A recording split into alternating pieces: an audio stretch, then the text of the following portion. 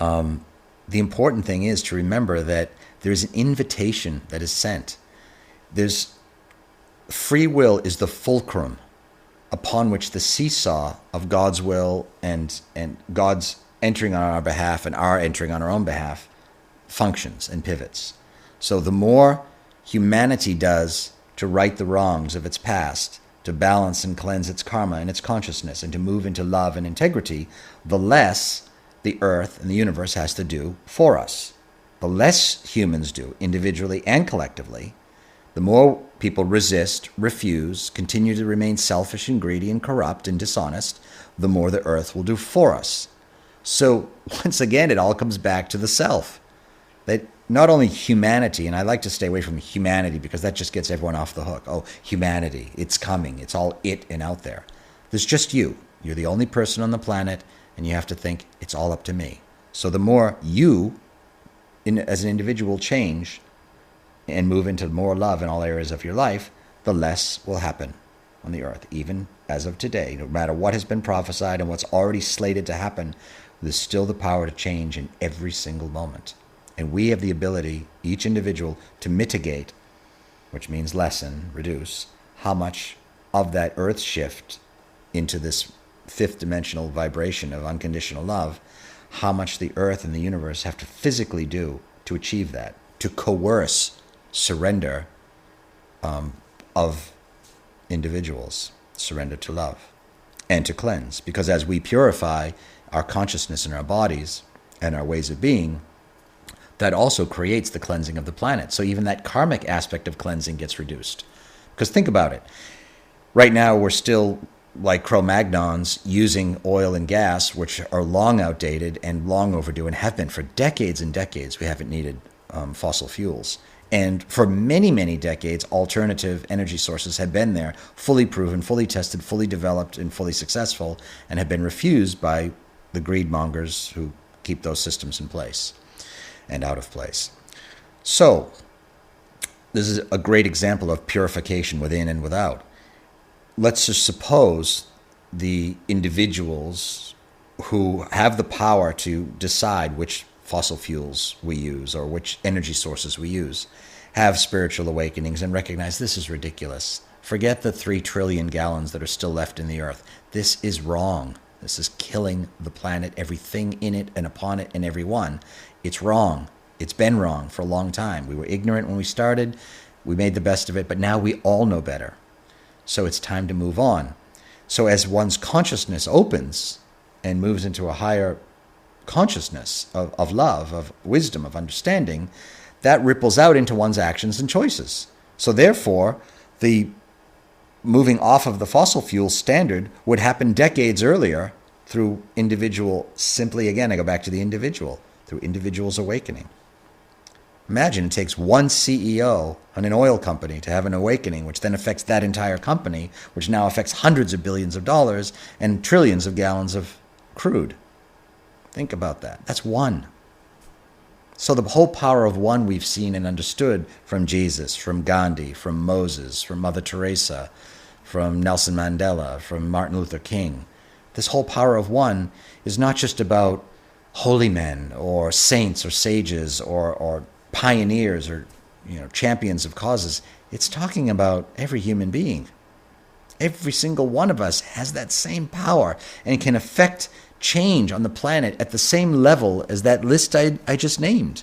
Every one of us, even if you don't think so. Even if you don't think your mission is so great and noble and wide, all-encompassing and impacting upon millions of people, you have no idea the implications. No one does, of one life. Because we're all one. You live, every person lives in every single other person, in every single plant and animal and crystal and element and speck of dirt. Every person's soul lives in every single other master and avatar and saint and angel throughout all realms of creation.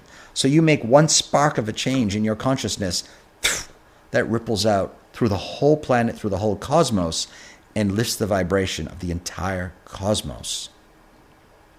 Just you saying something like, I'll never eat red meat again.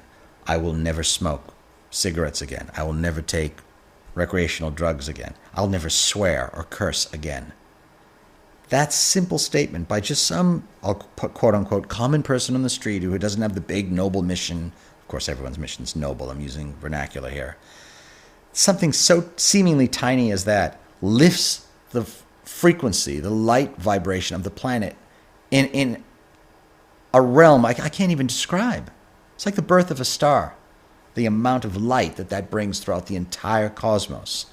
So imagine you look in your life and think of, where can I purify and improve and make my own life more pure, more holy? That's all you got to do. And then what happens is, just like I showed you with the oil example, it ripples out and starts creating awakenings and changes in other people, which then eventually will save the rainforest and the dolphins and the cetaceans and the oil and the this and the that. It all gets done. And green energy increases, more so by your purifying yourself and committing to living a life that's pure and whole and loving at all times, in all ways, with all beings, no matter what the circumstance. That's the single greatest contribution you can make. More than sending money, more than joining the Peace Corps, more than becoming a recluse and a renunciant and walking begging as a beggar in the Himalayas. Just making that dedication to purify all your thoughts, feelings, words, and deeds. The purification of the self is the single greatest gift any human being can give to God. The single greatest gift. And it's the highest attainment on earth. Higher than any invention, higher than any breakthrough, higher than any milestone or record that is broken, is the purification, the perfection of the self. That's it. So, focus on that rather than waiting for when's the next big one and where do I run and hide. Dive into your relationship with the divine. Re-establish and recreate a new relationship with your Creator. Enter that courtship with the beloved, the divine romance, and make your new life's mission purifying yourself, your thoughts, words, feelings, deeds, to be wholly loving and pure. And you'll have nothing to worry about. The direction will come, the guidance will come, you'll be where you need to be, and accept the perfection of that too. If God can't have everyone hiding on a mountaintop or in a cave or in a fallout shelter. Who's going to be with the people who need help? There are going to be plenty of people who need to be on site in disasters. Look at Japan right now. How many people are there trying to help uncover and unbury bodies and rebuild homes and systems and clean up all the debris? If we all go run to spiritual retreat centers to hide, the world just folds and buckles. The important thing is, know thyself, connect within, and be at peace wherever it is you are, and you'll be where you need to be, and you'll be at peace with it. Even if a, quote, tragedy strikes where you are, you stay centered, you stay balanced. God is with me, God is within, and then you accept what comes. That's how it works. So I hope that has brought some peace and some balance and some groundedness and some clarity to the chaos and madness that has come in the wake of this earthquake and tsunami. It's really my wholehearted intention to help calm the stormy seas here and the madness that's really taking hold of the media and of the collective. And at the same time, it's also equally important to never lose sight of or connection to our compassion for all those who are going through these rites of passage. You don't want to become cavalier and aloof, saying, oh, it's all perfect, it's all wonderful, and how blessed are they? I had an experience, as many of you know, last fall when I had this tremendous epiphany happened when I was in India. And as part of it, I got a severe case of food poisoning and I almost died. And I came literally within an hour or two of crossing over. And while I got a lot of cards and letters and prayers from people all over the world, and starting prayer circles to help my healing and all of that, and I got one letter from someone who said, "Congratulations! I'm so happy for you. What a wonderful, wonderful thing! A promotion! Oh my goodness! I'm so happy for you. Congratulations!" And I looked at it and I just went, here I am on conceivably what could have been my deathbed, 105 temperature. I can't breathe, walk, I can't move, and I'm getting a letter, congratulations. I just thought, wow, if I croaked, I wonder, probably would have sent me flowers and bars of gold and had a ticker tape parade. I'm so happy you're dead. Wow, you're so holy now. You're beyond reach. Congratulations. Maybe you'll get hit by a truck next week. So it's important not to take the universal principles into the absurd. We need to always have compassion. There are still human beings going through this, and many of us will, either directly or indirectly through our friends and loved ones. Don't become callous and cavalier. Have compassion. Help people. Open your heart. Weep with them. Weep for them. Send them your prayers and blessings. Again, here's another distortion in the polarized human consciousness. Oh, if I accept the universal truths the way you espouse them, Pranananda, that means that I'm callous and insensitive, that it's all good what's happening and blah, blah, blah, and how wonderful for these people. It's not about wonderful or not wonderful. Yes, it is perfect and everything's happening as it needs to be. But at the same time, it's still painful and tragic for people whose lives are being completely ravaged. So it's not one or the other. Understanding the absolute truth of a situation does not in and of itself make you callous and insensitive. There are plenty of ignorant people who are callous and insensitive, and there are plenty of awakened people who are callous and insensitive.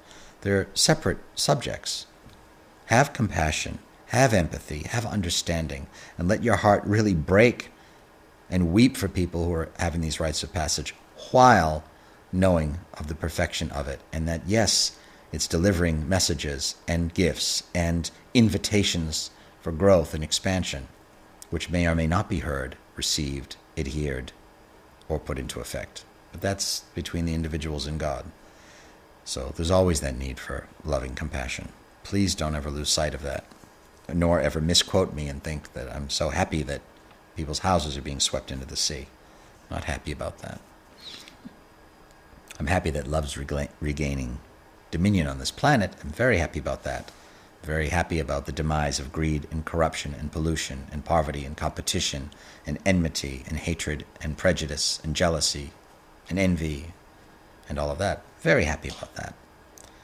But not that it has to come about through suffering. And as I said, it doesn't. It doesn't. If people will make the choices, they will mitigate the suffering tremendously. Tremendously. And that will be far greater and more impressive than any science fiction movie. The power that humanity wields to effectualize alchemical transformation without lifting a finger, without spending a dime. That's something to write home about. All right, so onward and upward, and let's start making these changes, each and every one of us. See where you can make this very day, this very night, promises to yourself, whether you write them down, record them, type them in your computer. Make some promises of what you're going to change in your life and be about it and watch the magic happen.